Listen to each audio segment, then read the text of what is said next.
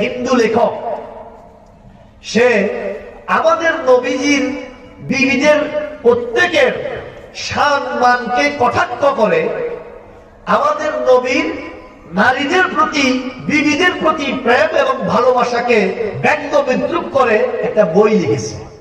বইটার বাংলা নাম হয়েছে রঙ্গিলা রাসূল। বইটার নাম দিয়েছে রঙ্গিলা রাসূল। তো এই বইটার মধ্যে সে খুব করে ইনিয়ে বিনিয়ে বহু রকমের বানানো কথা দিয়ে রাসূল আকরাম সাল্লাল্লাহু আলাইহি ওয়াসাল্লামের শান এবং তার বিবিদের শানকে কটাক্ষ করে সে অনেক করে লিখছে। ঘটনাক্রমে তখন কলকাতায় এই বই মেলা চলতেছিল, বইয়ের মেলা চলতেছিল। আর ওইখানে ওই বইয়ের লেখক, রঙ্গিলা রাসূলের লেখক, সে অটোগ্রাফ দিচ্ছে। যারাই তার বই কিনে দিচ্ছে, লেখক নিজে সেখানে স্বাক্ষর করে একটা দুইটা কথা লিখে অটোগ্রাফ দিচ্ছে। আর ওই সময়ে দিল্লির শাহী মসজিদের ইমাম ছিলেন আতাউল্লাহ শাহ বুখারী রাহমাতুল্লাহি আলাইহি। হযরত আতাউল্লাহ শাহ বুখারী দিল্লি জামে মসজিদে রাসূল আকরাম সাল্লাল্লাহু আলাইহি ওয়াসাল্লামের প্রতি প্রেম এবং ভালোবাসার এক অগাধপূর্ণ মহব্বতের বয়ান পেশ করলেন। সব শেষে বললেন, এই ভারত উপমহাদেশে রঙ্গিলা রাসূল নামক একটা বই লিখে আল্লাহর রাসূলের সম্মানকে অবমাননা করা হচ্ছে। আর আমরা মুসলমানরা এখনো বেঁচে আছি, এখনো কেউ এই কটাক্ষ করে লেখককে আমরা এখনো কেউ আঘাত করতে পারি নাই, তাকে প্রতিহত করতে পারি নাই। আল্লাহর রাসূল আমাদের উপর অসন্তুষ্ট হবেন। রাসূলকে খুশি করার জন্য যদি কেউ পারো, তো আল্লাহর রাসূল এবং তার বিবিদেরকে খুশি করার জন্য এই লোকটাকে শেষ করে দাও, এই লোকটাকে দুনিয়ার থেকে বিদায় করে দাও। কারণ সমস্ত ফিকহের কিতাবে, সমস্ত ফতোয়ার কিতাবে আছে শাতিমুর রাসূল, রাসূলকে গালিগালাজকারী, রাসূলকে টিটকারিকারী, রাসূলকে নিয়ে ব্যঙ্গ উপহাসকারীর শাস্তি হলো হত্যা। রাসূলকে নিয়ে উপহাসকারীর প্রতিবাদ হলো হত্যা। মুখে কোনো প্রতিবাদ নাই। কথা কি বুঝতেছেন? ঘটনাক্রমে সেই দিল্লি জামে মসজিদে লাহোরের এক যুবক ছিল, নাম ইলমুদ্দিন। যুবকের নাম কি? ইলমুদ্দিন। যুবক ইলমুদ্দিন বাবা হারা, তার বাবাও নাই। দৌড়াইয়া গেছে মায়ের কাছে, গিয়ে বলতেছে, মা, এক লেখক আল্লাহর রাসূলের সম্মান নিয়া কটাক্ষ করে এক বই লিখেছে। আয় আল্লাহর রাসূলের শান উপেক্ষা হচ্ছে, আমি বরদাস্ত করতে পারতেছি না। দিল্লির শাহী মসজিদের ইমাম আতাউল্লাহ বুখারী বলেছেন ওই লোকটাকে শেষ করে দেওয়ার জন্য। আমি যাচ্ছি, তুমি আমাকে অনুমতি দাও, তোমার সাথে হয়তো আর দুনিয়াতে দেখা হবে না। মা তো মা, মা বরদাস্ত করতে পারে না, বলেছিল বাবা চাস না, এই কাজ করিস না। সন্তান বলতেছে, মা, তোমার মায়ার চাইতেও রাসূলের প্রতি আমার মায়া বেশি। মা আর সন্তানকে আটকে রাখতে পারে নাই। সন্তান একটা ধারালো ছুরি নিয়ে সোজা চলে গেছে কলকাতা বই মেলায়। সেখানে গিয়ে দেখতেছেন যে এই ডব্লিউসি ব্যানার্জি সে ইয়ে করতেছে, অটোগ্রাফ দিচ্ছে। ওখানে গিয়ে এই যুবক ইলমুদ্দিন রঙ্গিলা রাসূলের স্টলের মধ্যে গিয়ে জিজ্ঞেস করতেছে, you are writer this book? তুমি কি এই বইয়ের লেখক? সে বলতেছে, ইয়েস। বলে যে, হোয়াট ইজ ইউর নেম? তোমার নাম কি? বলে যে, my name is WC Banerjee. আমার নাম হচ্ছে ডব্লিউসি ব্যানার্জি। বলে যে, তোমার নাম ডব্লিউসি ব্যানার্জি, তুমি আল্লাহর রাসূল এবং তার বিবিদের সামনে কটাক্ষ করে বিদ্রুপাত্মক কথা লিখে বই লিখেছো, আবার সেটাকে বাহাদুরি দেখাইয়া তুমি অটোগ্রাফ দিচ্ছ। তোমার শাস্তি হলো এই ছুরি। সাথে সাথে নিজের পকেট থেকে ছুরিটা বের করে সাথে সাথে পেটে ঢুকাই দিয়া টান দিয়া তার আতুরি উজুরি ফেলে দিয়েছে। ফেলে দিয়ে সে ঠায় দাঁড়িয়ে রয়েছে। সাধারণত অপরাধ করে অপরাধীর নিয়ম হলো সে জোর দিয়া ভাগে। কথা বলে ঠিক কিনা? সে একটু বিচলিত হয় নাই, জোর দিয়া ভাগে নাই। মুহূর্তের মধ্যে লোকগুলা জমা হয়ে গেছে, মানুষেরা তাকে ধরছে, ধরে তাকে পুলিশে দিচ্ছে। পুলিশে দেওয়ার পরে কোর্টে মামলা উঠছে। এখন মামলা তো কোর্টে উঠছে, বাট বিষয়টা এখন আর সাধারণ একজন লোককে হত্যা এই বিষয়ে থাকে নাই। বিষয়টা এখন হয়ে গেছে মুসলমানদের নবীর ইজ্জত, মান, সম্মান আর মুসলমানদের ধর্মীয় অবস্থান এর সাথে সংঘর্ষপূর্ণ বিষয়। কথা বুঝছেন? এখন আর শুধু একটা মানুষ হত্যা করা হয়েছে, একটা মানুষ মারা হয়েছে, ব্যাপারটা আর এখন এখানে নাই। এখন ব্যাপারটা এরকম সিরিয়াস হয়ে গেছে। এরকম যখন হয়ে গেছে তখন মুসলমানরা অনেক বড় বড় মুরব্বীরা, বাংলার এই ভারত উপমহাদেশের কলকাতা হাইকোর্টের সিনিয়র উকিলরা, তারা সবাই মামলায় বারবার হিয়ারিং করতেছে। সব শেষে ঘটনাক্রমে এই মামলার আপনার কি কই যে রায় পড়েছে এক মুসলমান জজের কাছে। এই মুসলমান জজ তিনি আবার হাইকোর্টের জজ।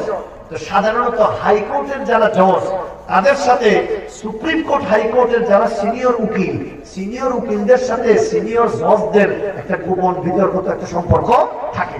অনেক আইনের ব্যাপার, অনেক আইনি মাইলপেস তারা ওদের থেকে একটু ক্লিয়ার করে। এজন্য ওই মুসলিম জজ এই যুবক ইলমুদ্দিনের আইনজীবীদেরকে রাত্রে ডাকতেন। আপনি শুনে অবাক হবেন, সেই আইনজীবীদের মধ্যে একজন ছিলেন বাংলাদেশের এই বরিশালের শেরে বাংলা একে ফজলুল হক। এই শেরে বাংলা একে ফজলুল হক যুবক ইলমুদ্দিনের ওই মামলার একজন সিনিয়র আইনজীবী। তাদেরকে ডাইকা জজ শিখিয়ে দিলেন, আগামীকালকে চূড়ান্ত চার্জশিট হয়ে যাবে। এই চার্জশিট গ্রহণ করার সময় হয়তো রায় ঘোষণা করা ফেলতে পারি, আর নতুবা একটু বিলম্ব করতে পারি। আপনারা তাড়াতাড়ি জেলখানায় যান। জেলখানায় গিয়ে যুবক ইলমুদ্দিনকে কাছে ডেকে তাকে একটু বলে বুঝাবেন, শিখিয়ে দিবেন যে লোকটাকে যখন আমি হত্যা করতেছিলাম, ছুরিটা যখন ঢুকাইছিলাম, তখন আমার হোশ জ্ঞান ঠিক ছিল না, আমার মাথা ঠিক ছিল না, আমি উন্মাদ ছিলাম, আমি বেহুশ ছিলাম। এরকম যদি সে কোর্টে স্বীকারোক্তি দেয় বলে, তাইলে আমরা একটু আইনের মায়ের কাছে আমরা বলবো যে আইনের ছেলেটা আসলে পাগল ছিল, মাথা ঠিক ছিল না। ঠিক আছে, যেহেতু মেরেই ফেলছে তো তাকে 5 বছর জেল, 10 বছর জেল, 5-7 বছর জেল দিয়ে আমরা কোনো মতে পার করে দিতে পারবো, তাকে বাঁচাইতে পারবো। কিন্তু যদি এরকম না বলে, তাহলে একেবারে প্রকাশ্যে মানুষে ধরছে, সবার সামনে স্পষ্ট সে খুনি, তাকে ফাঁসি দেওয়া ছাড়া আমাদের কোনো উপায় নাই। রাতের বেলা হযরত শিবলি আহমদ উসমানী সহ ওলামায়ে কেরামদের একদল এবং এই উকিলদের, মুসলিম উকিলদের একদল, তারা আসছে জেলখানাতে যুবক ইলমুদ্দিনের সাথে দেখা করতে। আগামীকালকে চূড়ান্ত চার্জশিট। ইলমুদ্দিন, তুমি এভাবে বলবা যে আমার হুঁশ ছিল না, আমার মাথা ঠিক ছিল না, আমি কাজটা করছি যখন, তখন আমি বেহুশ ছিলাম। যুবক বলতেছে, ইলমুদ্দিন বলতেছে, মাননীয় আইনজীবীগণ, সম্মানিত ওলামায়ে কেরাম, আপনারা তো আপনাদেরটা বলে গেছেন, ঠিক আছে, আমি কোর্টে গিয়ে যা বলার তা বলবো। এটা বলে তাদেরকে বিদায় করে দিল। তারা তো সবাই আশ্বস্ত হয়েছে, যাক ইলমুদ্দিন আগামীকালকে বলবে যে আমার হোশ ছিল না। হাজার হাজার মানুষ আজকে কোর্টে চার্জশিট হবে, আর যদি সে স্বীকার করে ফেলে তাহলে রায় হয়ে যাবে। এরকম সময়ে জজ খুব আশা কইরা, কারণ জজ তো আগে থেকেই জানে রাত্রে শিখিয়ে দেওয়া হয়েছে, এই জন্য জজ আশা কইরা সবার সামনে, বিবাদীদের সামনে, উকিলদের সামনে, সবার সামনে জিজ্ঞেস করতেছে, এই যুবক, তুমি যে রঙ্গিলা রাসূলের লেখককে হত্যা করছো, তখন তোমার অবস্থা কেমন ছিল? যুবক ইলমুদ্দিন বলতেছেন, মাননীয় আদালত, সম্মানিত বিচারক, উপস্থিত কোর্টের সকল আইনজীবীগণ, বাইরে সাংবাদিক বন্ধুগণ, আর উপস্থিত যত মুসলমান নেতারা আছেন, নেতৃবৃন্দ আছেন, আপনারা সবাই শুনেন, আমার পুরা জিন্দেগি কেটেছে বেহুশ অবস্থায়। আমি আমার পুরাটা জীবন যৌবনের পাগলামিতে কাটিয়েছি, বেহুশ অবস্থায় আমার কেটেছে। কিন্তু রঙ্গিলা রাসূলের লেখককে যখন আমি হত্যা করি, তখন আমি পরিপূর্ণ হুঁশে ছিলাম। ওই সময় আমি পুরো হুঁশে ছিলাম, আর আমার পুরাটা জীবনই গেছে বেহুশে। জজ তো অবাক, বলে কি ছিল? উকিলরা তো অবাক, উকিলদের আর কোনো কথা নাই, জবান বন্ধ হয়ে গেছে। তারা তো মনে করছিল যে তাদের শিখানো কথা বলবে। যুবক বলতেছে, আমি পুরো জীবনটা বেহুশ কাটিয়েছি, আর এই লোকটাকে যখন আমি হত্যা করি, কারণ আমি জানি এই লোকটা আল্লাহর রাসূলের দুশমন, আল্লাহর রাসূলের বিবিদের দুশমন, আর আল্লাহর রাসূলের দুশমনকে হত্যা করা এটা মুসলমানের দায়িত্ব। ওই দায়িত্ব হিসাবে আমি সচেতন ভাবে বলছি, আমি সচেতনতার সাথে জেনে শুনে হুঁশের সাথে আমি এই কাজ করেছি।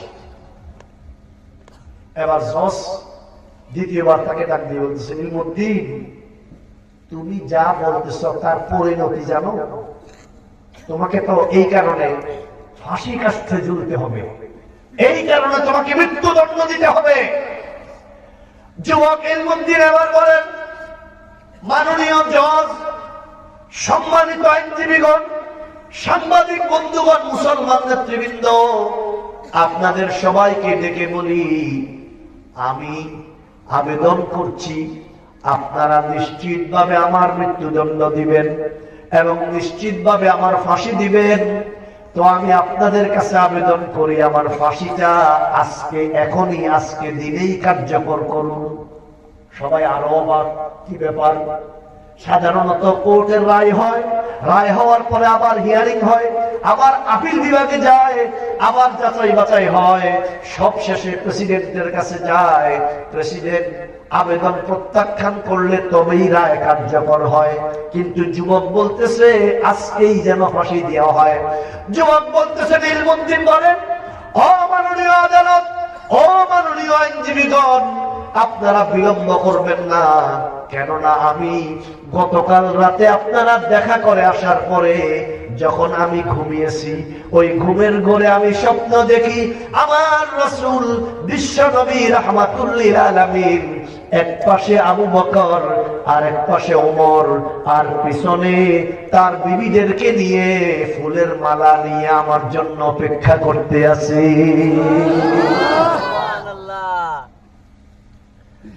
रागिया उसमें आदा रूह बेलाली न रही, फलसफा रह गई तलकीन गजाली न रही। আজান দেওয়ার প্রথা আছে, নাই বেলালি প্রাণের সাড়া, ফলসফা থাকলে কি হয় ইমাম গাজালির শিক্ষা ছাড়া। ইউ তো সৈয়দ भी हो मिर्जा भी अफगान भी हो, तो सभी कुछ हो हकीकत में मुसलमान भी हो। আরে বলতে পারো সৈয়দ তুমি, মির্জা তুমি, পাঠান তুমি, কিন্তু কি হে বলতে পারো খাঁটি মুসলমান কি তুমি?